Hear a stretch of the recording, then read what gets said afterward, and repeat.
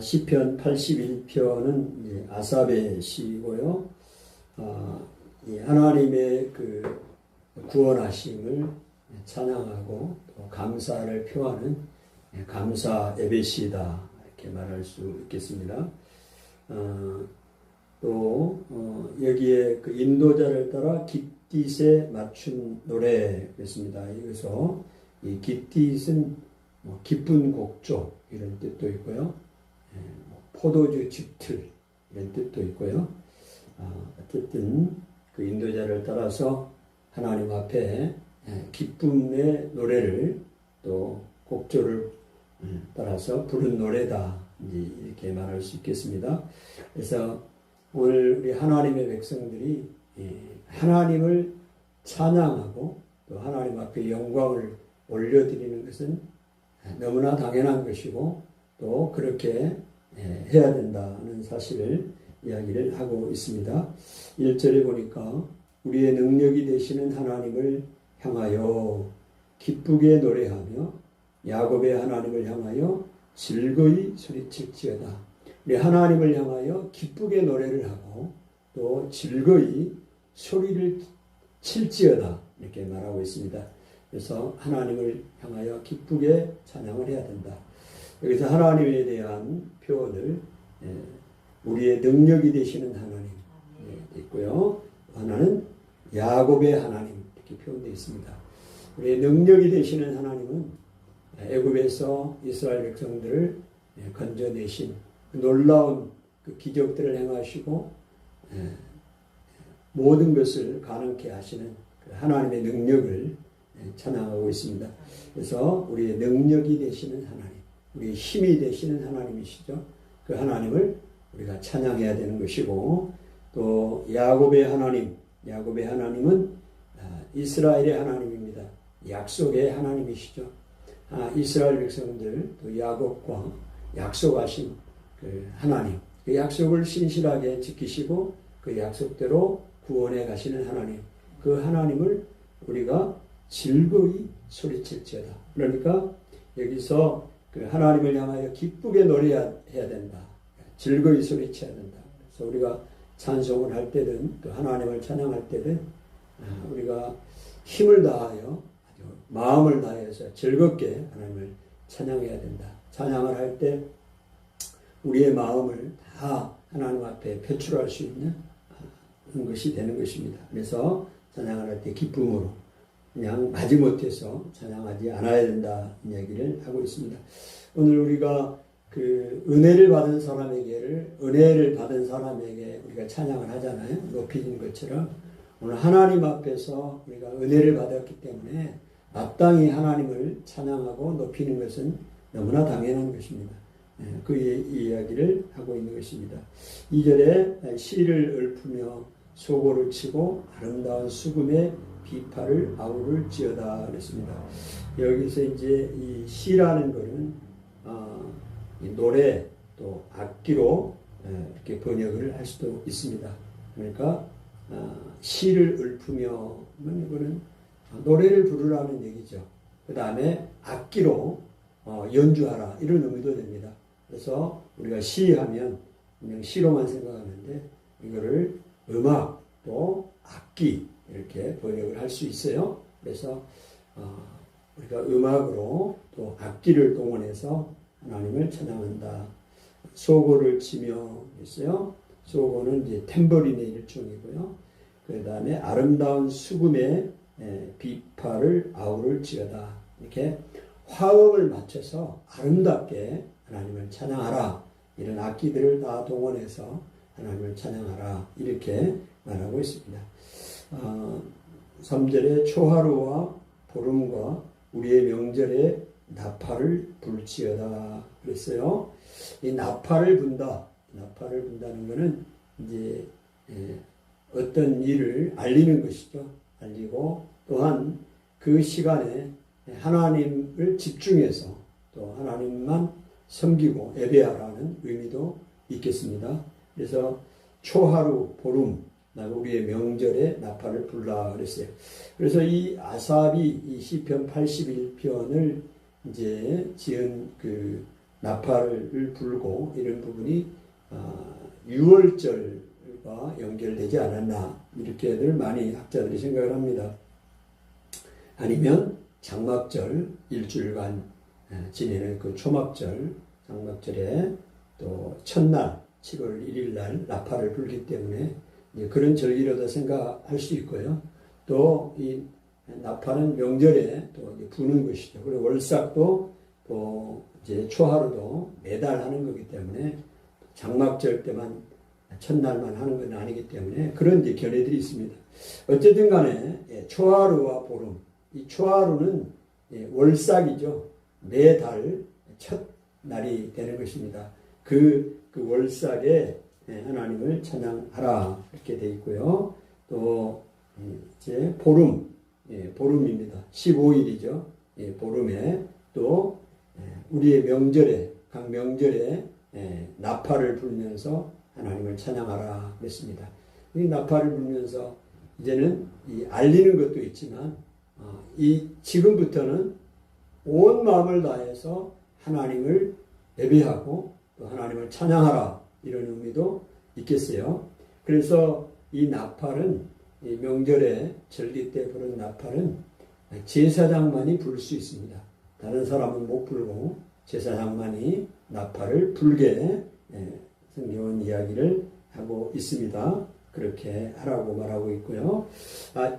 이는 이스라엘의 율례라 그랬어요. 이것이 그 다음에 야곱의 하나님의 규례라 그랬습니다. 율례나 이제 규례는 다 같은 의미가 되겠습니다. 하나님의 말씀이고 율법입니다. 그래서 이렇게 하나님을 찬양하고 큰 소리로 즐거이 하나님을 찬양하고 또 월삭과 월망 또 보름 또 명절에 제사장이 나팔을 불어서 알리고 하나님을 찬양하는 것은 이스라엘의 규례라는 겁니다. 모든 사람이 하나님을 찬양하고 경배해야 된다는 것이 하나님의 규례다는 것을 이야기를 하고 있습니다. 5절에 보니까 하나님이 애굽 땅을 치러 나아가시던 때에 요셉의 족속 중에 이를 증거로 세우셨도다. 거기서 내가 알지 못하던 말씀을 들었나니 하나님이 애굽 땅을 치러 나가시던 때에 요셉의 족속 중에 이를 증거로 세우셨도다 말이 있죠. 그래서 하나님이 애굽 땅을 치러 나갑니다. 그래서 애굽의 이스라엘 백성들을 출애굽하고 애굽에서 나오시죠. 그래서 그 애굽에서 많은 이적들을 행하신 그 하나님, 그게 이제 유월절을 이 일을 기념하기 위해서 또 유월절을 지키게 하시죠. 이거를 그 다음에 요셉의 족속 중에 이를 증거로 세우고, 요셉의 족속이라는 게 이제 야곱의 족속과 같은 겁니다. 이스라엘을 말하고 있는 거예요. 애굽에서 요셉은 양부와 같은 것이죠. 양 아버지와 같은 것이.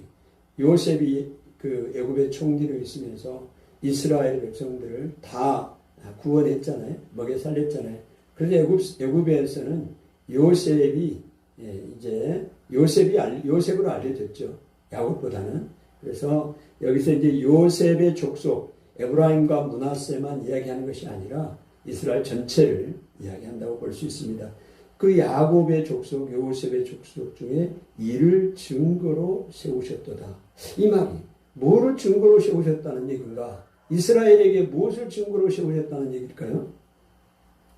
애굽 땅에서 하나님이 놀라운 기적들을 행하셨잖아요. 그래서 유월절을 지키게 했잖아요. 이것이 이스라엘 백성들에게 증거로 하나님이 행하신 그 놀라운 일을 증거로 세우셨다. 하나님의 영광을 드러내는 사건이다. 이거를 이스라엘 백성들에게 보여주신 것이죠. 증거로 삼게 하셨다. 유월절이 되겠습니다. 그리고 애굽에서 하나님이 행하셨던 그 일들, 애굽을 쳤던 일들, 그걸 증거로 하나님이 이스라엘을 도우시고 또 인도하신다. 그걸 보여주셨다. 증거로 세우셨다. 이 얘기입니다. 자, 거기서 내가 알지 못하던 말씀을 들었나니. 여기서 내가가 누굴까요? 누구를 가리킬까요? 5절에 내가 알지 못하던 말씀을 들었나니. 거기는 애굽입니다. 애굽에서 내가 알지 못하던 말씀을 들었나니. 여기에 내가 누구냐? 모세가 아닙니다. 하나님입니다. 여기서 내가 하나님이 알지 못하던 말씀을 들었다. 언뜻 우리가 잘 이해가 안 가죠. 하나님이 무슨 알아듣지 못하는 말씀을, 그런 말씀도 있나? 못 알아듣는 얘기도 있는 건가? 이렇게 생각할 수 있는데, 여기서요, 내가 거기서 알지 못하던 말씀을 들었다는 얘기는 지금 하나님이 이스라엘 백성의 입장으로 내려간 겁니다. 그래서 그 애굽 사람들이 하는 말을 이스라엘 사람들이 잘 못 알아들어요. 그리고 그들은 하나님을 알지 못하는 백성들이고, 그리고 하나님을 멀리하고 우상을 숭배하고 이방신들을 숭배하는 그런 민족이고 나라잖아요. 그들이 하는 얘기를, 그러니까 하나님과 전혀 관계없는 이야기를 하고 그런 삶을 살고 그런 이방신을 섬기는 그들의 말을 하나님이 알아듣지 못했다라는 표현으로 이 표현이 써진 겁니다. 그래서 하나님께서 나는, 예수님도 그렇게 말씀했잖아요. 나는 불법을 행하는 자들아, 나는 너희를 도무지 알지 못한다. 예수님이 그들을 알지 못하는 건 아니죠. 그들과 예수님과 악을 행하고 이방신을 섬기는 사람들 관계가 없다. 이런 얘기로 나는 너희를 도무지 알지 못한다 표현하신 것처럼, 여기서 오늘 거기서 내가 알지 못하던 말씀을 들었나니, 그 애국 사람들과 관계가 없다. 그들에게 징벌을 받을 수밖에 없다. 그들이 그런 표현을 지금 하고 있습니다. 자, 6절, 이르시되 내가 그의 어깨에서 짐을 벗기고 그의 손에서 광주리를 놓게 하였도다. 지금 여기는 6절도 내는 하나님이시죠. 하나님이 그의 어깨에서, 이스라엘 백성들 어깨에서 짐을 벗기고, 그 무거운 짐을, 어깨에 짊어지고 다니는 그 무거운 짐을 하나님이 벗겨주셨다는 것이죠. 어깨에서 짐을 벗겨주시고 그의 손에서 광주리를 놓게 하였도다. 예, 그렇습니다. 여기서 이 광주리가, 과일 광주리라는 의미도 있지만, 여기서의 광주리는 그 애굽에서 노예 생활을 하면서 이제 흙으로 벽돌을 이제 구웠잖아요. 그 벽돌을 나르고 흙을 나르는 그 광주리를 이야기합니다. 그 무거운 광주리를 그의 손에서 벗어지게 했다는 거 아니겠어요? 그 얘기입니다. 하나님이 그 이스라엘 백성들을 그 애굽에서 건져 나오면서 이제는 더 이상 노예 생활을 하지 않도록 하나님이 만들어 주셨다.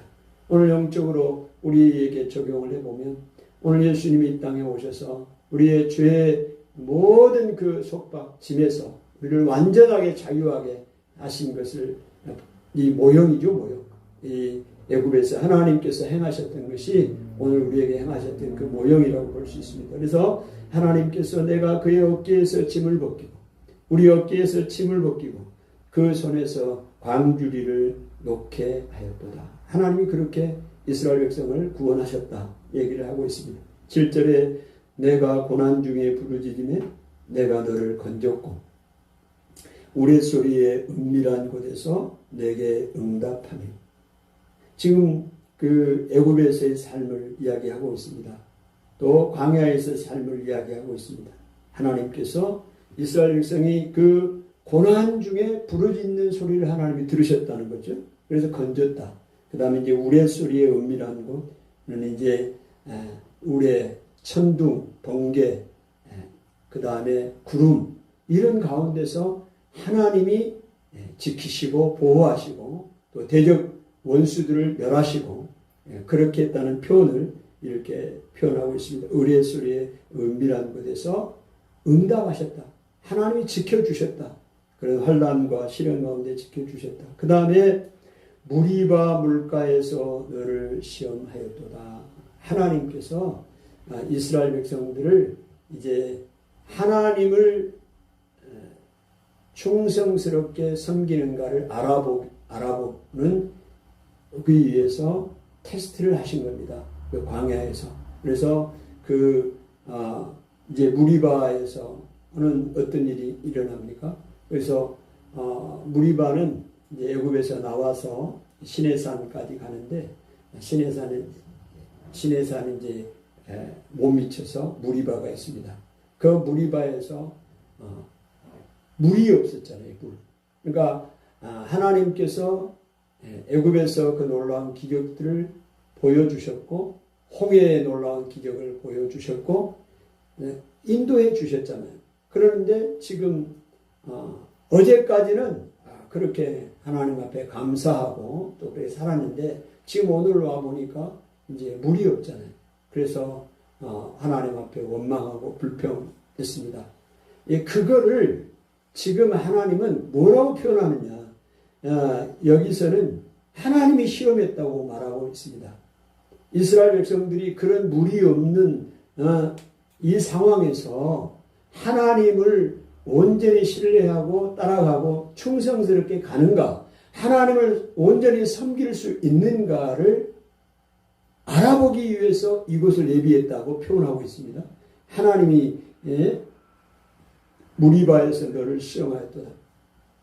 그런데 안타깝게도 이곳에서 이 시험에서 통과하지를 못했습니다. 이스라엘 백성들이 그 이야기를 하고 있습니다. 무리바 물가에서 너를 시험하였고 하나님의 시험을 했다. 그러니까 하나님의 그 인도하심 가운데 고난 가운데 하나님이 건지시고 또 은밀한 곳에서 응답하시고 이런 놀라운 은혜를 베푸시기도 하셨지만 또한 그들에게 무엇도 했다? 시험도 했다. 어떻게 보면 오늘 우리의 삶 가운데도 정말 하나님을 온전히 신뢰하고 갈 수 있나 하나님이 알아보시기 위해서 무리바를 허용해 줄 수 있습니다. 우리에게도 지금 우리가 고난 가운데 그런 상황 가운데서도 이런 상황 가운데서도 하나님을 온전히 따라가고 충성하고 헌신하고 갈 수 있는가를 알아보기 위한 것이 무리바일 수 있습니다. 근데 그 이스라엘 백성들은 여기에서 통과를 못했어요. 시험에서 원망하고 불평했지 않습니까? 그 부분을 보게 됩니다. 오늘 우리의 모습, 이스라엘 백성들의 모습이 오늘 우리들의 모습. 좋을 때는 하나님 인도하신 것을 감사하고 그렇게 살아가지만 당장 어려움이 나타나면 그게 부족하면 하나님 앞에 원망하고 불평하는 모습이 우리에게도 있잖아요. 그 부분을 말씀하고 있습니다. 그래서 하나님이 다시 8절에 이야기합니다. 내 백성이여 들으라. 내가 내게 증언하리라. 이스라엘이여 내게 듣기를 원하노라. 이렇게 시험에서 실패했지만 하나님은 다시 이스라엘 백성들에게 은혜를 베푸십니다. 마치 애원하는 것처럼 하나님이 8절에 말씀하시잖아요. 내 백성이여 들으라. 들으라고 말씀합니다. 그리고 내가 너에게 증언하리라. 이 증언이라는 이 단어가 경고하다라는 의미도 있습니다. 그래서 이스라엘 백성들에게 경고하면서 또 교훈하면서 말씀하는 거예요. 그래서 이스라엘이여 내게 듣기를 원하노라. 하나님의 말씀을 듣기를 원하노라. 그들이 시험에서 무리바 시험에서 하나님의 테스트에서 그들이 실패했지만 하나님이 다시 그들에게 기회를 주시고 듣기를 원하시고 또 그렇게 말씀을 하고 있습니다. 그래서 어떻게 하라고 말하는가? 너희 중에 다른 신을 두지 말며 이방신에게 절하지 말지니라. 다른 신을 두지 말고 이방신에게 절하지 말라 말하고 있습니다. 10절에 나는 너를 애굽 땅에서 인도하여 낸 하나님 여호와 내 하나님이니 내 입을 크게 열라. 내가 채우리라 하였으나 오늘 하나님께서 어떤 말씀을 하셨냐? 나는 너를 애굽 땅에서 인도하여 낸 여호와다. 하나님의 그 능력을 너희들이 마땅히 찬양해야 된다. 능력의 하나님이시다는 것을 먼저 말씀을 하십니다. 애굽의 그 모든 상황 가운데서 하나님이 그를 인도했잖아요. 그래서 그 여호와 하나님이시니 어떻게 해요? 그렇게 인도하셨던 하나님이니 앞으로도 지금도 그렇게 인도할 것이라는 것을 하나님이 전제로 하고 있는 것입니다. 너의 입을 크게 열라. 하나님이 채우시겠다. 입을 크게 열라. 우리의 이 간절하게 하나님 앞에 기도하고 더 큰 것을 구하고 하나님의 뜻에 우리가 순종하고 하나님을 온전히 신뢰하고 나가라는 것이죠. 그렇게 하면 하나님께서 채우시겠다. 과거에 애굽에서 행하셨던 하나님이 그 능력으로 지금도 그렇게 하시겠다. 그 이야기를 하고 있습니다. 이 페르시아에서는 지금도 그런 관습이 있다고 그래요. 그래서 그 페르시아 왕이 귀한 손님이 왔을 때, 예를 들어서 다른 나라의 대사가 왔을 때 아주 귀한 것을 대접을 하고 싶을 때 그 사람의 입을 아주 크게 열게 한다고 그래요. 그래서 그곳에 아주 맛있는 것을 넣어주거나 아니면 보물을 넣어주기도 한다고 그래요. 입을 크게 벌리면서. 오늘 그 관습이 있는 것처럼 성경은 이야기합니다. 너 입을 크게 열라. 내가 채우리라. 하나님이 채워주시겠다. 오늘 우리가 크게 하나님 앞에 구하면 구할수록 하나님은 영광을 받으십니다. 오늘 우리가 하나님은 크게 입을 열라고 그랬어요. 애굽에서 그렇게 하셨던 하나님이니까. 근데 우리는 크게 하나님 앞에 구하지 못할 때가 많습니다. 오늘 우리의 믿음이 적어서 그렇죠. 하나님의 능력을, 그 능력의 하나님, 우리의 능력이 되시는 하나님을 내가 믿지 못하고 또 야곱의 그 하나님을, 이스라엘의 하나님, 약속의 하나님, 지켜주신 하나님을 내가 신뢰하지 못하기에 하나님 앞에서 입을 크게 열지 못하는 경우가 많이 있습니다. 오늘 하나님은 분명하게 말씀합니다. 열어라, 채워주시겠다. 그러나 열지 않았다. 이 얘기를 하고 있습니다. 11절에 내 백성이 내 소리를 듣지 아니하며 이스라엘이 나를 원하지 아니하였도다. 소리를 듣지 않아야겠다. 하나님의 백성들이 하나님 앞에 다시 회개하고 나오는 것도 놀라운 은혜입니다. 하나님의 강권적인 역사가 아니면 회개를 할 수가 없기 때문에 그렇습니다. 그래서 하나님이 택한 사람들은 회개하고 돌아오지만 하나님이 택하시지 않고 하나님을 버린 사람들은 회개하고 돌아오지 아니하고 오히려 더 하나님을 멀리하고 징벌을 받아도 환난을 받아도 회개하고 돌아오기는커녕 더 하나님을 멀리하고 가는 것입니다. 그래서 하나님의 소리를 듣지 않습니다.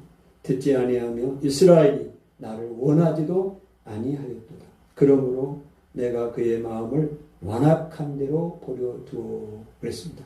그래서 그의 임의대로 행하게 하였도다. 하나님께서 징계를 내리는 것보다 더 무서운 것이 임의대로 하게 내버려두는 것입니다. 방치하는 것이죠. 그래서 오늘 하나님께서 그들의 그 마음의 완악한 대로, 그 완고한 대로 그냥 놔뒀다는 겁니다. 그 버려두었으니 그들의 마음에는 악한 것들 뿐이기 때문에 선을 행하는 것보다 하나님을 악을 행하고 하나님을 떠나는 것을 본능적으로 선호하기 때문에 그대로 놔두면 결국은 그들은 멸망을 당할 수밖에 없다. 임의대로 행하게 하였도다. 오늘 바울도 이 부분을 이야기를 하고 있죠. 육이라고 표현합니다. 내 백성아 13절 내 말을 들으라. 이스라엘아 내 도를 따르라. 그리하면 내가 속히 그들의 원수를 누르고 내 손을 돌려 그들의 대적을 치리니. 오늘 하나님께서 다시 한번 이스라엘 백성들을 향하여 말씀을 합니다. 내 백성아 내 말을 들으라. 이스라엘아 내 도를 따르라. 그러하면 내가 속히 그들의 원수를 누르고 내 손을 돌려 그들의 대적을 치리니. 이 손을 돌려 대적을 친다. 하나님이 이 대적을 이렇게 치다가 손등을 돌리는 겁니다. 돌려서 또 치는 거예요. 손을 돌려, 이 말이. 내 손을 돌려 그들의 대적들을 치겠다. 오늘 우리가 하나님의 말씀에 순종하고 또 그 말씀대로 행하고 나가기만 하면 하나님께서 오늘 우리를 안전하게 지키시고 원수 대적들을 속히 쫓아내고 은혜를 주신다. 이런 얘기가 오늘 지금 아삽이 이 시편 81편을 통해서 하고 있는 말씀이죠. 오늘 말씀입니다. 그래야하면 내가 속히 그들의 원수를 누르고 우리의 원수들을 누르고 또 하나님께서 손을 돌려서 오늘 탁구할 때 백핸드 하는 것처럼 손을 돌려가 다치자 이렇게 치다 이렇게 쳐버리잖아요. 하나님이 손을 들어 그 원수들을 치겠다 얘기입니다. 여호와를 미워하는 자는 그에게 복종하는 채 할지라도. 여호와를 미워하는 자는 하나님을 미워하고 하나님의 소리를 듣기를 거부하고 하나님을 멀리 떠나는 그들에게는 그들이 복종하는 채 할지라도 하나님 앞에서 복종하는 채 그들이 복종하지 않습니다. 그들은 하나님을 떠나는 사람들이고 하나님을 섬길 마음이 없어요. 그런데 복종하는 채해 그렇게 할지라도 그들의 시대는 영원히 계속되리라. 그들의 시대는 영원히 계속되리라. 이 말은 그냥 그 하나님을 복종하지 않고 악을 행하고 그렇게 살아가는 그들의 시대가 계속되는 거예요. 그러면 계속되면 어떻게 되나? 결국은 멸망입니다. 결국은 멸망. 하나님을 떠난 그 백성들 하나님의 심판밖에 더 있습니까? 예, 그렇게 된다 이 말입니다. 그들의 시대는 영원히 계속되리라. 하나님을 떠나서 하나님의 말씀을 듣지 아니하고 자기 나름대로 완고한 마음을 돌이키지 않고 살아가는 그들의 마음이죠. 영원히 계속되리라. 그러나 반면에 하나님의 자녀들은 어떻게 되느냐. 16절 또 내가 기름진 밀을 그들에게 먹이며 반석에서 나오는 꿀로 너를 만족하게 하리라 하셨도다. 이 기름진 밀과 또 반석에서 나오는 꿀이 있습니다. 이 기름진 밀은 아주 최상품을 상징하는 겁니다. 밀이 아주 기름진 아주 풍성한 그런 곡식이 되는 거예요. 하나님이 그 광야의 땅에 그 가나안의 그 땅에 하나님께서 이렇게 기름진 밀로 하나님이 먹여주시겠다는 거 아니겠어요? 그리고 그 반석에서 나오는 꿀로 그 광야에 꿀이 별로 없죠. 볼도 별로 없고. 근데 그 바위 같은 곳에서 그 팔레스타인의 여름에 여행을 가는 그런 사람들이 이제 그런 걸 보게 된다고 합니다. 그 바위에 벌들이 그곳에 꿀을 만들어서 굉장히 많은 꿀을 보고 놀라게 된다고 합니다. 그래서 그 꿀이 바위에서 뚝뚝뚝 떨어지는 그런 것을 보게 된다고 해요. 그래서 하나님께서 그 반석에서 나오는 꿀로 너를 만족하게 하겠다. 또 이거를 우리가 이제 영적으로 보면 반석은 예수 그리스도 아니겠어요? 그래서 예수 그리스도를 통하여 우리의 그 영혼에 만족을 주시고 우리의 삶을 풍성하게 또 우리를 구원해 주신다. 하나님을 의지하고 하는 사람들에게는 세상이 줄 수 없는 최상품의 하나님 그 은혜를 기름진 밀로 또 반석에서 나오는 꿀로 우리를 만족하게 채워주겠다. 우리의 영혼을 예수님께서 채워주시고 하나님께서 공급해 주시니 우리가 구원을 받게 된 거 아닙니까? 그러니 그 은혜를 받은 분에게 우리가 영광을 돌리고 찬송을 돌려야 되는 거예요. 오늘 우리 이방신이 우상이 우리에게 해준 게 아무것도 없습니다. 우리에게 뭘 해줬어요? 근데 사람들은 그거를 경배하고 그거를 따라가. 오늘 우리는 하나님으로부터 풍성한 은혜를 경험한 사람들 아니에요. 구원을 얻고. 그 은혜를 받은 사람은 마땅히 그 하나님 앞에 감사와 찬양을 올려드려야 되는 것이 너무나 당연한 것이죠.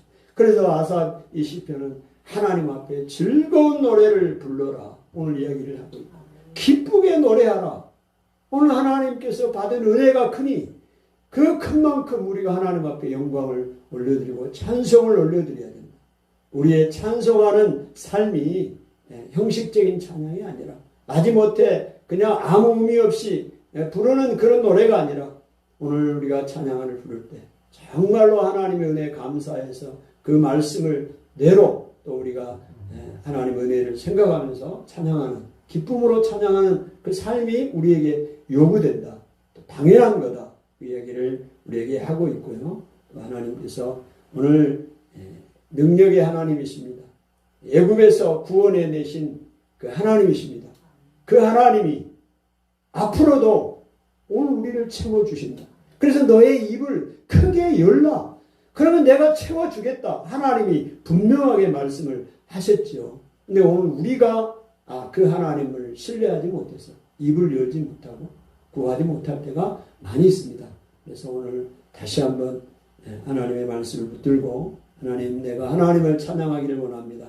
능력의 하나님을 기쁘게 소리를 높여 찬양하는 삶이 되기를 원하고, 또한 내 입을 크게 열라.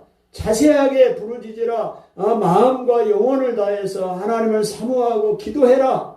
열정적으로 기도해라. 구하라. 그러면 하나님이 채워주신다. 약속했던 그 약속을 붙들고 하나님 다시 한번 하나님 말씀을 들고 우리가 나가기를 원하고 그렇게 기도하기를 원합니다.